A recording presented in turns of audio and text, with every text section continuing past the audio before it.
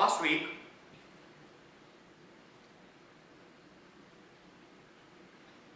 we were given the message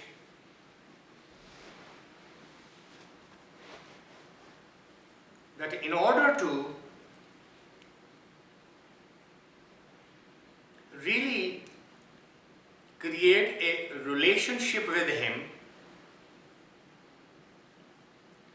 there should be a genuine, a sincere, and a powerful need for it inside your heart. It should not be just an intellectual curiosity or just a casual conversation. Spirituality is not a serious subject as something that will make you sad. It's not that kind of serious. But it is serious in the sense that there is a zero tolerance for any kind of hanky-panky, any kind of compromises, any kind of adjustments. Spirituality only knows two things. Either you are serious or you are not. Either you need Him or you don't. You cannot say, I sometimes need Him and sometimes I don't. It doesn't work.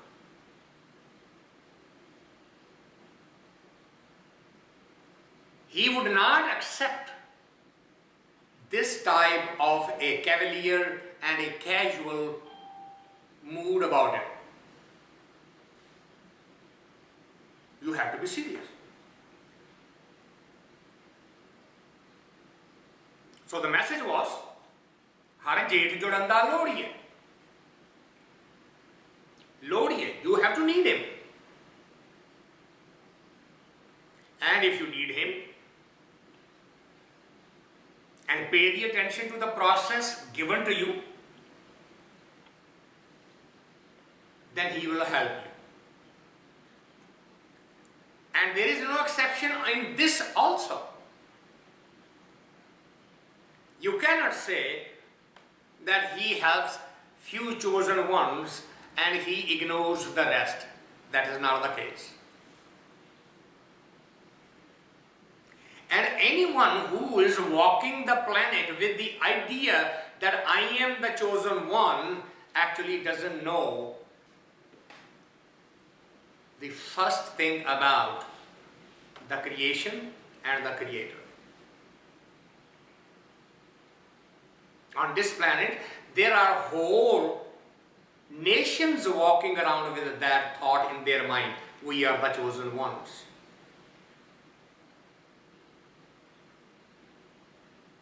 If there is anything that actually has this type of a mindset, that few are chosen and the others are not, then that actually is a false God. Whether you like to hear this or not, that is a fact. God is for everyone in completely equal sense. No discrimination or any kind. If anyone says man is superior than woman, then that one does not know what a God is. It might hurt few people to hear this because they have carried on with this belief system. But they can carry on with this belief system because of the socio-cultural political, geographical, economic reasons, but they are certainly are not carrying it on with a spiritual reason.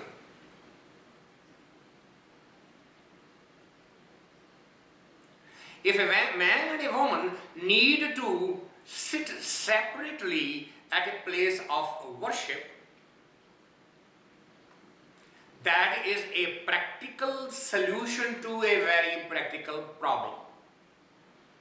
Because every human does not have the same level of controls or understanding, and if their inner feelings will get disturbed because they are sitting in a near proximity with the opposite sex, and instead of concentrating on the spiritual message, they get diverted. Now that is a practical solution to a practical problem. But it is not a religious, spiritual, or mystical requirement, because none is superior and none is inferior.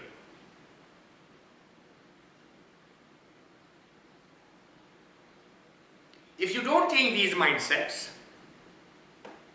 which are the part of the prescription for you to make a move in the direction of getting closer to Him.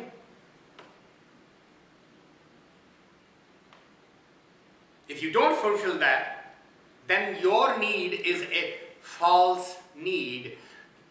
With that false need, you can convince the outside world, but you cannot convince Him,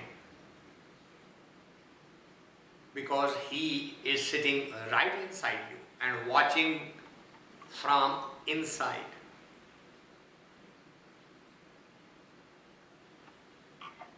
So if you develop this capability, har jeet jodanda lodiye,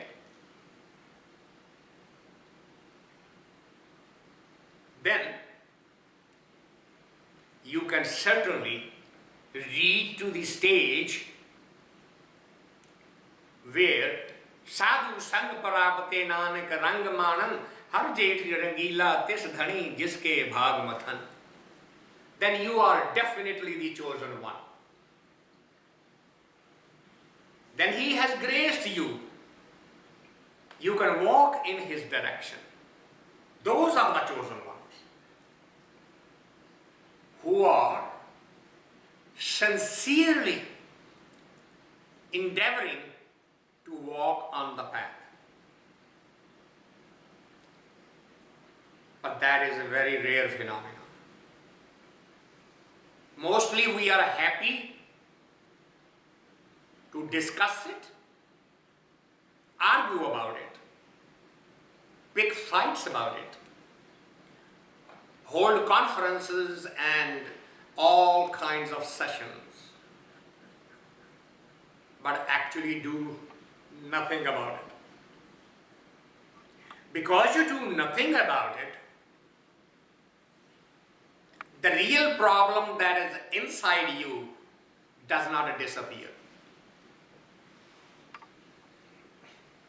The fourth month on this calendar, which started with March, is June.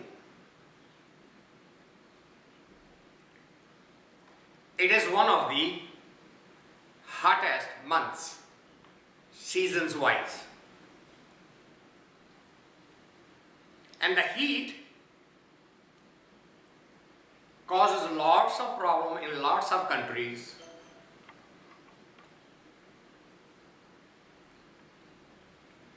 But the name given to this is Aasaarh.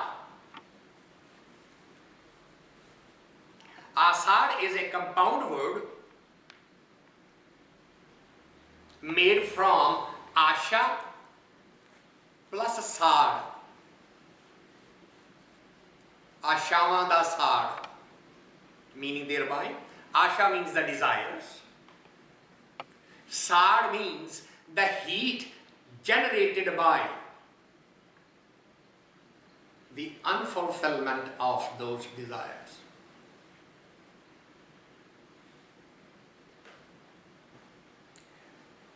The world looks at it from the outside. It says it's very hot. Yeah, it's a month of Aasaarh.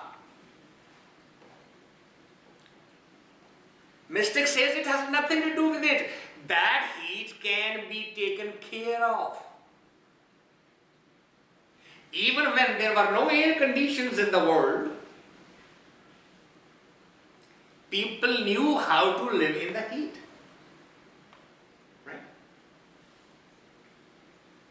The entire desert population never gets rid of the heat all 12 months of the year. But they figured out a way to live, to survive, to raise families. The outside heat can be taken care of. With the technology or without the technology. You go to the Indian Pakistani villages, young children, as soon as they get out of their schools, they take their clothes off and go jump into the flowing river. And they don't come out of the flowing water till the sun has gone down. And every mother knows it. The sun is not coming right after school. He's going to cool himself off.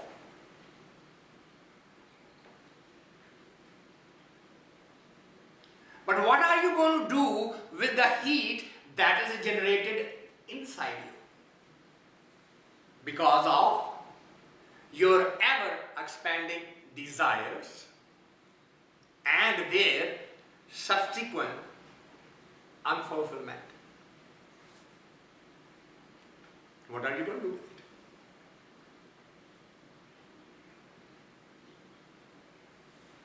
So the fourth month starts, Aasaarh tapandaa tis lagai har naahu na jinna paas. Single line, the entire problem defined, solution given. What is the problem? Heat, which is burning me from inside. Aasaarh.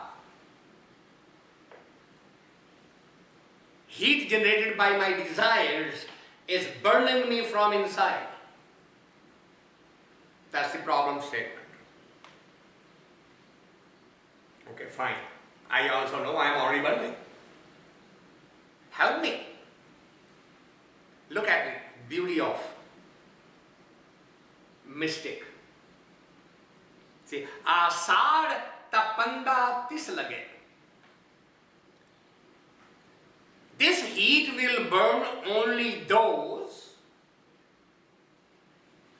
har naahu na jinna paas. Har means the creator, naahu means his name, jinna paas, those who don't have it. Hello? Yes? Hello? Yes.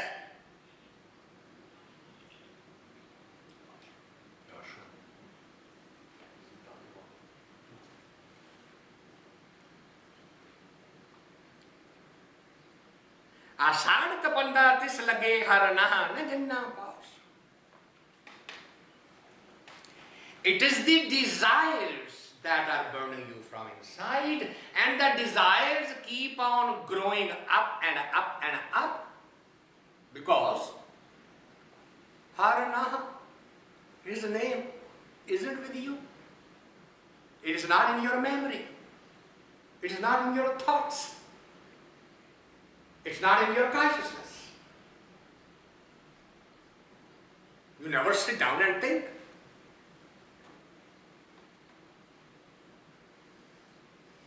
There was a 5 years reunion of college graduates. They all had joined the professions they chosen. They were all making money. They were all married, some with children and all that. They are all updating where we are now from the day of graduation. After the party, their favorite professor invited all of them to have a cup of coffee with him. They all went to him, and everybody was complaining how difficult the outside world life is. How many problems, how unreasonable people, how it is a dog-eating dog world out there. And the professor in the meantime was making coffee for them. So he asked few of his students to come and help him serve the coffee. So he brought various cups of different sizes, shapes, some very expensive, some very decorative, some collected from somewhere else. You had all kinds of, all varieties of cups, including some paper cups. Everybody poured the coffee in their cups, and now they are sitting.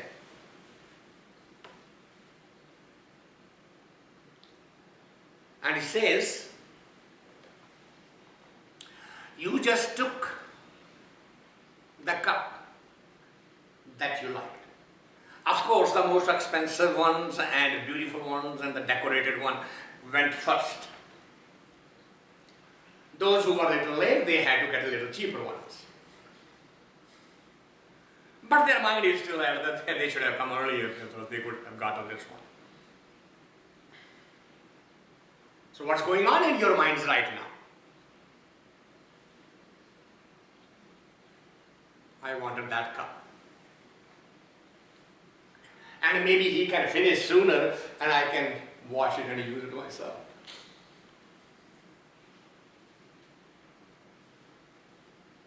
But let me ask you a question. Why did you come to me here today to have a cup of coffee? He said, is the cup adding any value to the coffee?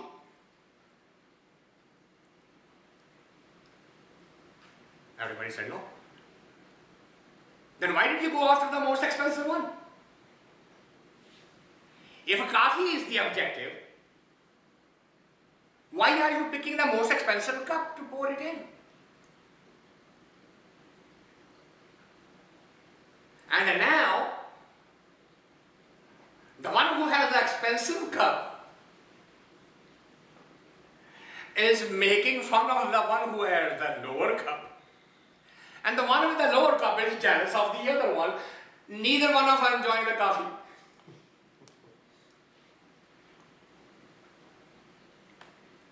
The real purpose of coming to me was to have a nice cup of coffee. And you have the coffee right in front of you. But the desire to have it in a cup of your liking has even taken away the opportunity to taste the coffee and tell me how good a coffee did I make. This is how your life is. Life is the coffee.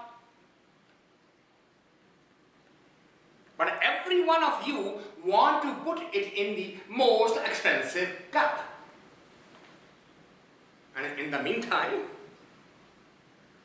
nobody is enjoying the coffee. Because even though they have it, they want to take that coffee out of the cup they have and transfer it to the cup of their liking.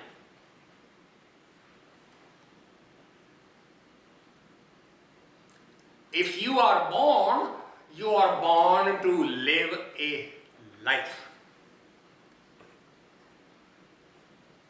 But you don't. Why? Because you are constantly looking for a better cup. When I get this, I will do it. When I get that, I will do it. When I get that, I will do it. When I get that, I will do it. And you never get it. Because the moment you get what you want, somebody else has a better one. Now this one looks even worse. No, so damn it, I should have eaten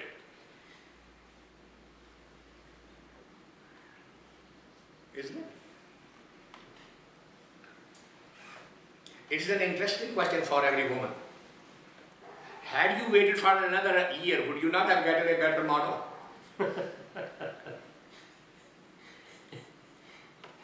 Why did you rush to get him?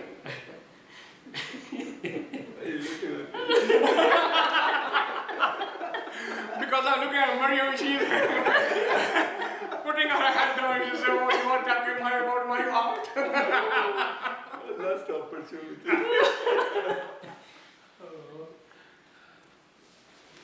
This thing remains in the heart of every man and every woman.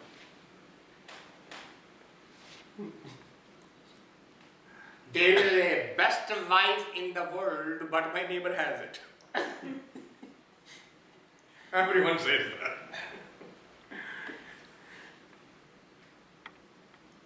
There is a best man husband in the world.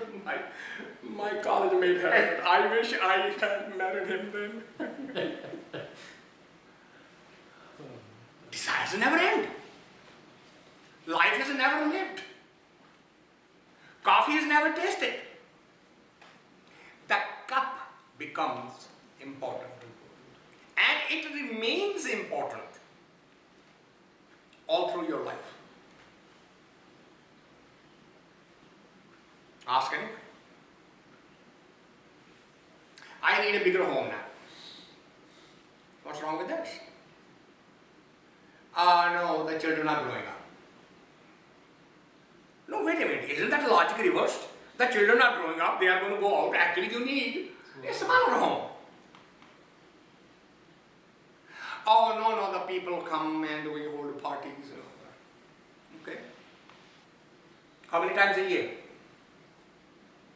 Maybe once, twice. Go to Dairy Hall and do the parties there. It never stops. The reverse logic. I have found this applicable in most of every Indian home that I know in California. After they crossed their middle age, they went for a bigger home. And I sat down with most of them and said, you need to reduce your expenses, you are increasing, what's the problem with you?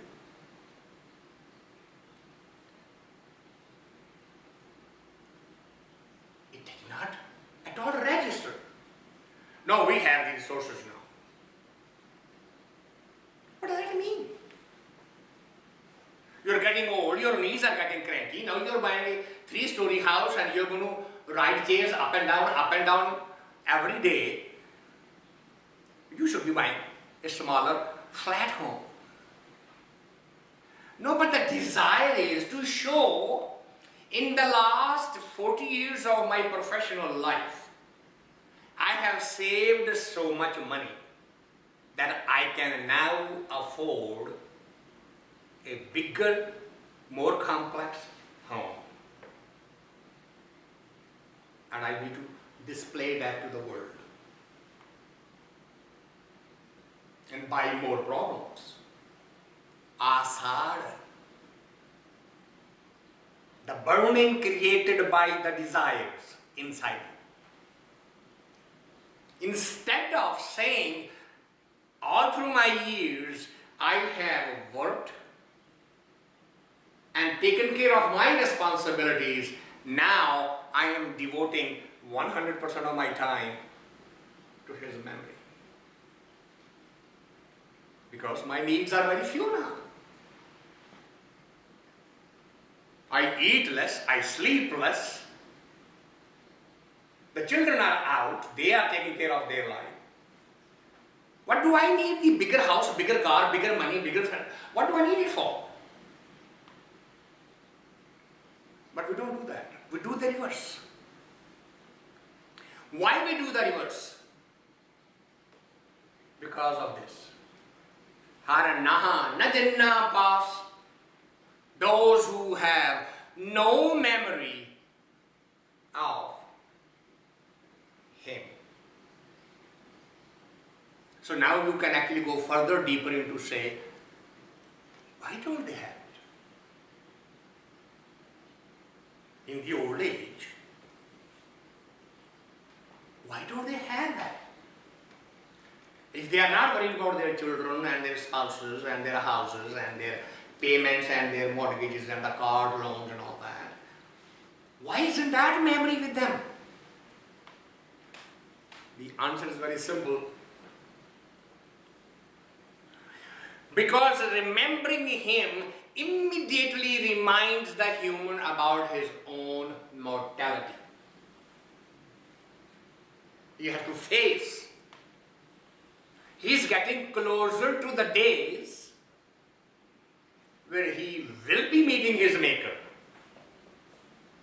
That immediately reminds them of their mortality, of their remaining shorter days now.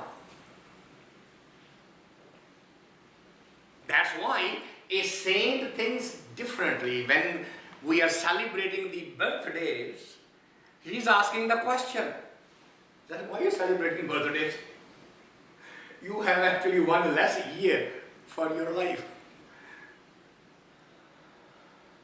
Isn't it? I mean, if you look from this side, where we started, we are growing, right?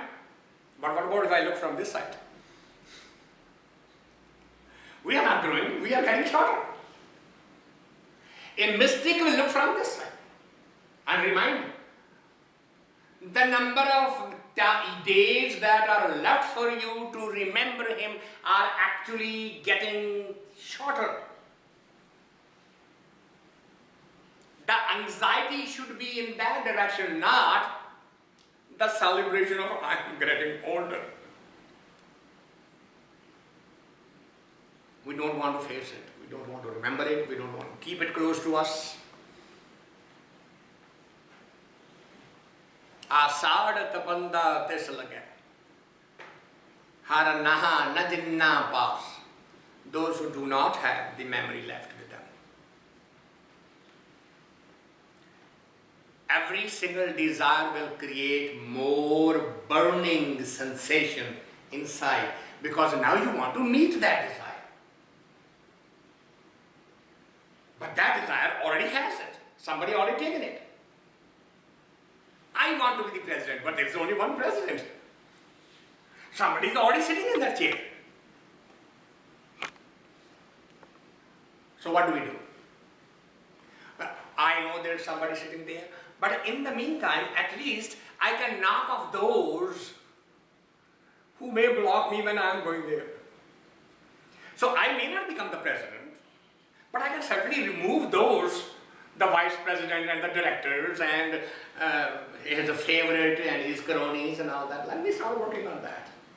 So that when he gets off the chair, I will sit there. This is how the mind works. I didn't get it.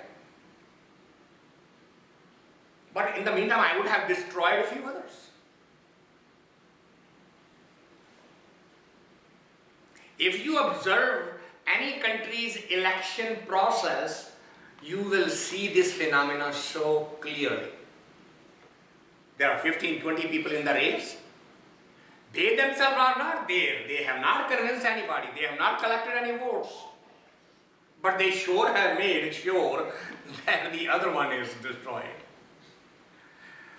So how do you destroy it? Do you pull something out of their personal life and use that as a weapon? And we are being told today that you can actually take care of these things from outside. You outsmart the other. Okay? That can be done. But the fundamental question that you are still running away from is, what about the fire that you lit inside? No other arrangement will turn off that heat other than, here's the name, Aasaarh tapandaa tis lagai, har naahu na jinna paas. jagjeevan purakh ti-aag ke maanas sandee aas. So what do the desires do then? If you dwell with the asha inside you, what will it do? It will force you to create connections with the outside world. If I want to buy a house, I have to create connections with the bankers, realtors, and for the house's maintenance, everything else. Now I have to devote that much time to all of this, don't I? So if I devote that time to all these things, which were not in my system of social circle, now they are, where is the time for me to now remember him? So it starts creating now a network to push you further and further away. How it does? Jagjeevan purakh ti-aag. Jagjeevan means the whole universe. Purakh means the one who created it. Ti-aag means to give it up. If you have given him up, that means which is not in your consciousness, in your memory, then it will be replaced by maanas sandee. Maanas means human. Aas means the desire. Now you start desiring that fulfillment from humans.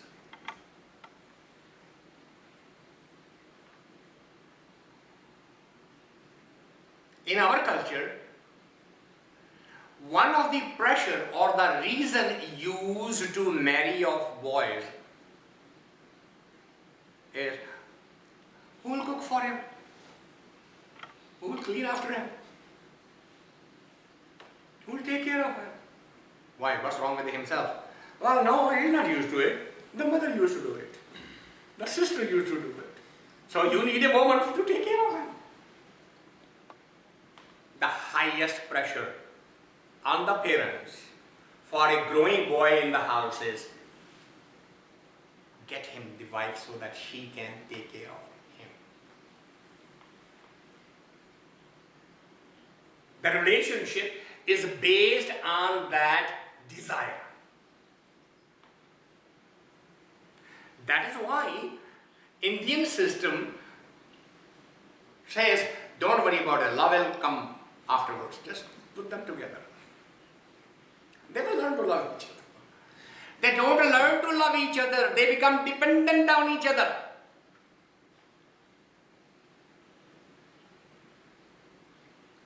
Now the wife wants to go to visit parents and he says, make sure you come tonight back because dinner is going to be missing if you are staying with your mom for a single night. What has happened? And Indian mothers in America are doing exactly the same thing. Ask the mothers here. Are they teaching their sons to cook, to clean, to do?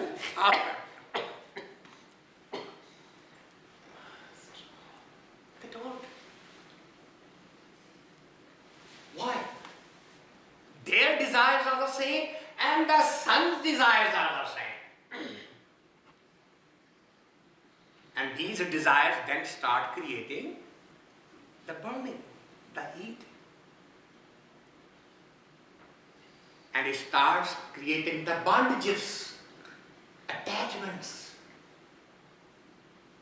Everything that actually should be removed from our life is actually getting reinforced. Every choice we are making actually is causing the opposite effect. Bondage after bondage after bondage. And every bondage brings corresponding pain with it, corresponding misery with it, corresponding heat with it. Jagjeevan purakh ti-aag ke maanas sandee, then you start creating a relationship with other human rather than him. Why? Because the desires are outside. So you need the resources from outside.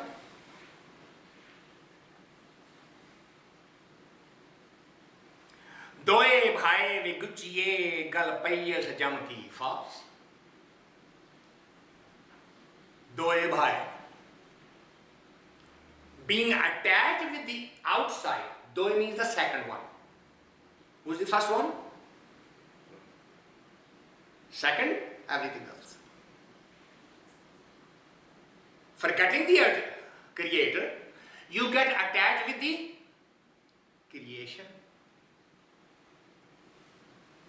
And once you get attached with the creation, then what happens? Duyai, bhaa-ay, viguchee-ai. Then you get lost. It's a crowd. Right? It's a bunch of people all looking for the same thing. Everybody looking for the most expensive cup. And only one has it. And they are just jostling to make positions that when that cup becomes available, you can snatch it. And the funny thing is, everybody on that pyramid has exactly the same idea. You are not the only one jostling, the others ones are. An infinite tug of war. What is the politically correct term for that? Corporate politics.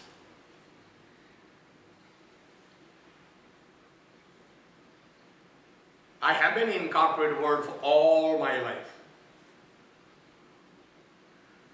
I also had that same desire. Someday, I am going to run a corporation.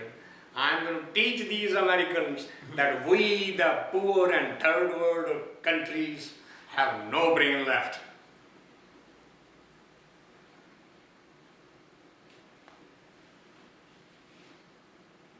Very surely and steadily, he kept on twisting my ears. Little bit harder every time, little bit harder. Come closer to me, don't go closer to them. Come closer to me, don't go closer to them. A time came when I gave it all up and said, enough. Duyai, bhaa-ay, viguchee-ai. You get lost in that crowd. It's a huge crowd. Americans have no idea what a crowd is. You should take a vacation and go to India, a cosmopolitan city like Calcutta, Bombay, Delhi, Madras, and just walk on the street. That's it, just walk. And see how many times you are pushed in various directions by the people who are just walking. And wallet is gone. And nobody has the time to say, I'm sorry I pushed you, or I'm sorry I stepped on your shoes. Because this is expected. If you don't want to be pushed, get out of the way. And everybody is saying that. 1.2 billion people locked in a mass of land 1/3 the size of United States. And 3 times, 4 times the population of United States. That's called per square foot density. Everybody talks about New York, Manhattan, how the population density is. They have no clue. They are selling the land by square foot. Bombay is selling it by square inches now. And those who own the land from hundreds of years, they are not selling it anymore.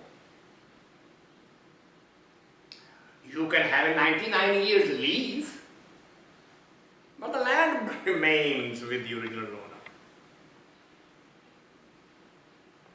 What are these examples of? undying desires with a burning fire inside which cannot be turned off by any other means except to get in touch with Him. And the mind-boggling reality is India is teaching this to the rest of the world. And being the biggest culprit of violating this principle themselves.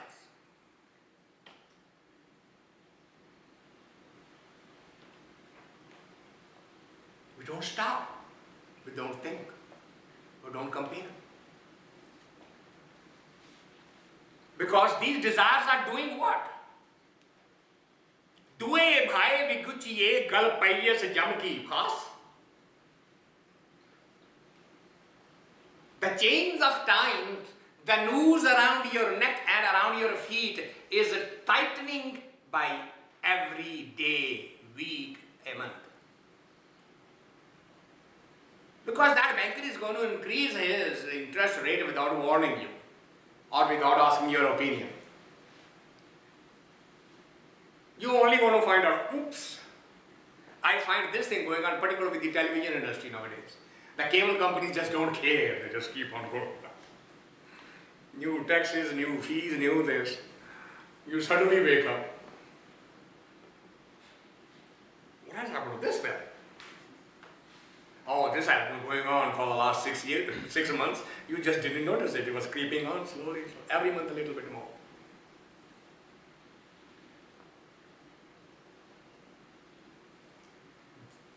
The desires will continue tightening the noose around your neck and you wouldn't notice it. Those of you who remember do not raise a cat is a prime example of that. Once the cat comes home, everything else is going to come so slowly, so innocently. Because cat was brought to eat the mice, because the mice was eating the underwear. Very logical solution. Now all the mice has been eaten and now the cat is hungry. So feed the cat, I need a cow. Because cow gives the milk. But now, cow needs the food too. I need to go buy some land and raise some grass for the cow. Now I have the land, the grass, the cow, the cat, and I'm getting sick and tired. I need some help. And I go get married. Perfectly logical. Well, I brought the wife to help me to do this. In the meantime, wife brought some children with her. Slowly, slowly. It did not even occur to me. I am not solving any problem. I am only replacing one with the other. And the other one actually is more complex than the first one. If not, ask anybody who's paying the alimonies. They divorced the first one, married the second one, now they are maintaining the second one and paying the alimony to the first one. And the resources remain unlimited? No, they are the same. Look at the nature of desires. I'm giving you these examples from every aspect of life. Desire has only one outcome, a heat, a burning inside. And we have talked about this. Unless you learn to differentiate between a need and a desire, you cannot progress in spirituality. Because every desire will become a need. They conducted a survey in England of 16,000 spouses and asked them one question. If you have a choice between keeping your cell phone and your spouse, who will you keep? Of course. You can very well imagine the answer. 85% of the people said cell phone. Will give up the spouse. In a country, in a culture where all marriages are based on love.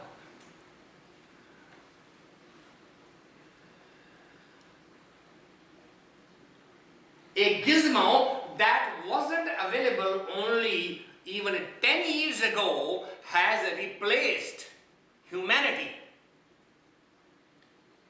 from our thinking. That is how powerful the desire is. That's how catching it is.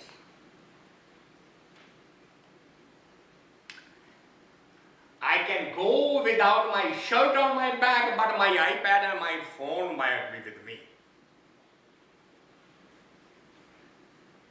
Desire. Something which was not even a need. In this only 10, 20 years era,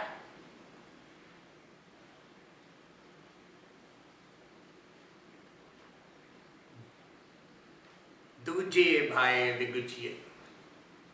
Get attached with the other, all of your senses will completely leave you. I was so good at numbers that you would give me your telephone number only once and I'll remember it. Today I don't remember my own home number because it's programmed. I'm just going to push a button.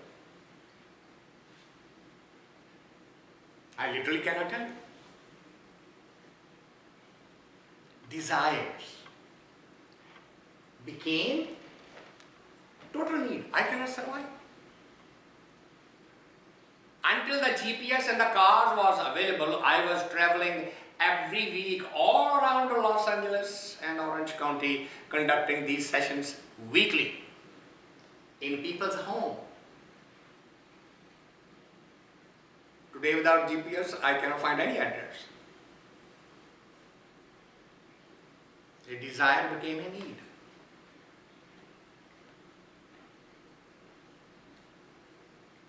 Understand the nature of the desire.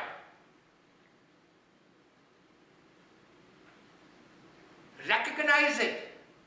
When it develops inside you, look at it. Because if you don't look at it, what's going to happen? Says, jayhaa, beejai, lunai, mathai, likhi-aas. He said, don't blame anybody else then. Jayhaa, beejai, whatever you are sowing, the favorite quotation, as you sow, so shall you reap. Jayhaa, beejai, whatever you have sown, so lunai, that is what you will get back. Why? Because mathai is likhi-aas.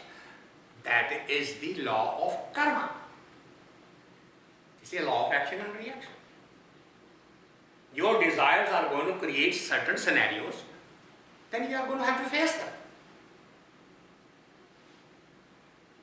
vihaanee, pachhutaanee, chalee niraas. Ran literally means night, but here it means the life. Vihaanee, the life is gone. Why it is ran? Why it's night? Because it was spent all in darkness, all in ignorance, without thinking about these things, without getting enlightened about these things. vihaanee, pachhutaanee, chalee niraas. That niraas means without anything. Aas means with desire. Niraas is the opposite of nir plus aas, without All the desires, they all were left behind. Nothing could be done.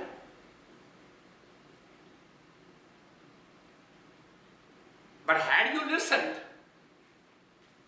and followed properly,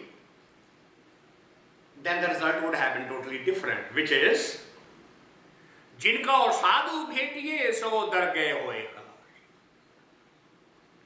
Those who really had the need, which we started, you have to need him. Those who had the need, they started looking for that guidance. They searched, they reached out. Who? Jinko saaDhoo, the one who has been there, who has done that. If they looked for it, he graced them with that gift. They became capable of so dargeh hoye khalaas. Dargeh means the other dimension. You get relief from the other dimension.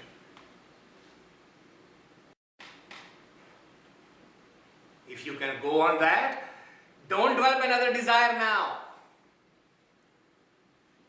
See how ticklish it is? You can develop the desire of going to him too. Now that desire will bind you. Now that desire will create the pain inside. You are warned right at this moment. He says, now hold it. We were talking about desire. Don't make this one also a desire. What should I do with this? No. Kar kirpaa prabhapani tere darshan hoega. Just ask for the grace. Whatever you are doing, I'm not doing. Don't make it a desire. Just seek his grace. And if he blesses you with that grace, प्रभ तुध बिन दूजा को नहीं नानक की अरदास आषाढ़ सोहंदा तिस लगे जिस मन हर चरण निवास. कर कृपा प्रभ अपनी, grace me, bless me. With what? तेरे दर्शन. I just want a blessing, your blessing, for me to walk on the path, to seek you out. Why I am seeking you out? There is nothing else. There is no one else. There is only one. There is no Sikh God or Christian God or Muslim God or Buddha's God. There is Moses' God. There is no other God. There is only one. That is the only prayer you should do, and if you do that, then this very heart month, outside and inside, will become a blessing for you. Why? Jis man har charana nivas. Now that mind which is suffering due to the heat of the inner desire is actually enjoying the grace and the bliss of his love. So that's the fifth hymn on page 134. We'll take a pause here, and if there's any comment or questions, you're welcome.